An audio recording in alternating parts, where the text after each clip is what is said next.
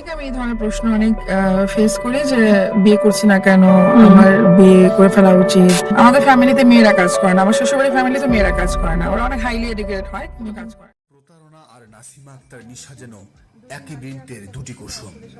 একজন নারী যে কত বড় মাপের প্রতারক হতে পারেন তার জীবন্ত উদাহরণ তিনি। মধ্যবয়সী নিশার উত্থান করোনাকালে 2020 সালে। ওই বছর তার স্বামী ফয়সাল আহমেদ মারা গেলে নিশা কঠিন অবস্থার সম্মুখীন হন, কিন্তু স্বামীর অকাল প্রয়াণ যেন তার জন্য আশীর্বাদ হয়ে আসে।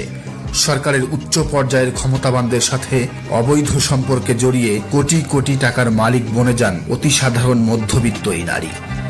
এজন্য ব্যবহার করেন উদ্যোক্তা তৈরির ফেসবুক ভিত্তিক business platform women and e commerce forum we. উদ্যোক্তা হতে চান কিংবা হয়েছেন এমন খুব কম নারী আছেন যারা এই নামটির সাথে পরিচিত নন। স্বামী হারার শোককে খুব দ্রুতই শক্তিতে রূপান্তর করতে সক্ষম হন